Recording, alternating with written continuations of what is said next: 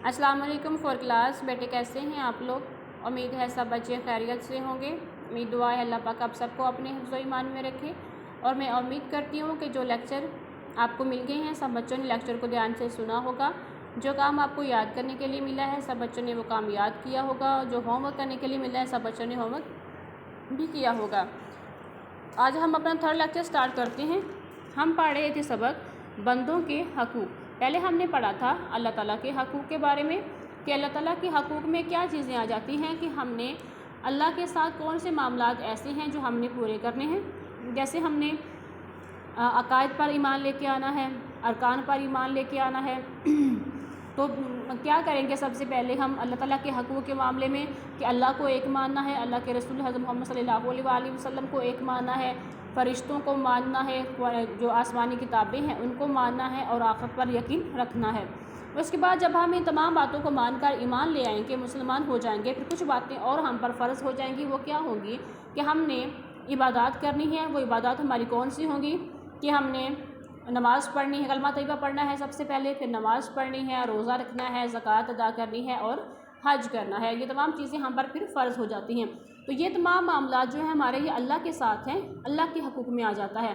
फिर ये दूसरे मामलात हैं वो हमारे बंदों के साथ हैं कि हमने एज़ आ इंसानियत, इंसान होते हुए हमने दूसरे लोगों के साथ, दूसरे इंसानों के साथ किस तरह से पेश आना है कि हमने अपने माँ बाप का, बहन भाइयों का किस तरह से ख्याल रखना है, जो हमारे पड़ोसी हैं उनका किस तरह से ख्याल रखना है, जो रिश्तेदार हैं उनका, हमारे घर में कोई मेहमान आ जाता है उसका, हम जो घर में मुलाजिम रखे हुए हैं उसके कैसे हकूक़ हम अदा करेंगे, जो गरीब लोग हैं या बीमार हैं या यतीम हैं जिनके वालिदैन फ़ौत हो चुके हैं उनके हम पर क्या हकूक़ हैं वो हम कैसे अदा करेंगे।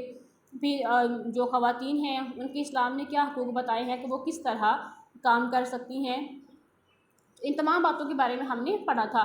और अल्लाह ताला के मामलात के साथ अगर हमसे कोई कोताही हो जाती है तो अल्लाह ताला हमें माफ़ कर सकते हैं, लेकिन अगर बंदों के हकूक़ में हमसे ज़रा भी कोताही होगी तो हमें अल्लाह ताला माफ़ नहीं करेंगे। इसलिए हमें तमाम बंदों के हकूक़ जो हैं वो अच्छे तरीके से अदा करने चाहिए।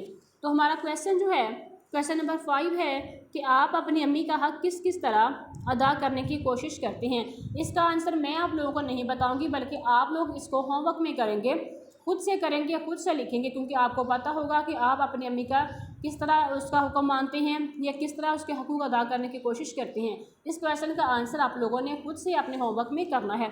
तो हम ये चार्ट थोड़ा मुकम्मल कर लेते हैं कि रिश्तों का फ्लो चार्ट मुकम्मल कीजिए और बताइए कि आप अपने किन किन रिश्तेदारों से मेल जोल रखते हैं। ये नानी के बारे में और दादा के बारे में बता दिया गया कि मेरे ये रिश्तेदार हैं। इसके अलावा हमें पता होना चाहिए कि हमारे कौन कौन से रिश्तेदार हैं। जैसे चचा हैं, ताया हैं, खाला हैं, फूफो हैं, भाई और बहन हैं। ये तमाम वो हमारे रिश्ते हैं जिनके साथ हम अपना ताल्लुक़ रखते हैं या मेल जोल रखते हैं। तो क्वेश्चन नंबर 5 को आपने खुद से इसको होमवर्क में करना है। ये फ्लो चार्ट को आपने अपनी बुक पे ही मुकम्मल कर लेना है, इसको नोटबुक पे नहीं करना। और बुक पे काम करने के लिए आप लोगों ने लेड पेंसिल यूज़ करनी है। किसी बच्चे ने भी अपने बुक पे पेन पॉइंटर यूज़ नहीं करना, ताकि अगर कोई मिस्टेक हो जाती है तो हम इसको रेज़र के साथ ही रेज़ कर लें। हमें अगर हम ये पेन पॉइंटर से काम करेंगे बुक पे तो हमारे लिए रेज़ करना मुश्किल होगा और फिर हमें रिमूवर यूज़ करना पड़ेगा। तो इसलिए किसी बच्चे ने भी इसको लेड पेंसिल से ही काम करना है और कोई चीज़ भी आपने इसको काम करने के लिए इस्तेमाल नहीं करना। अपना बहुत सारा ख्याल रखना।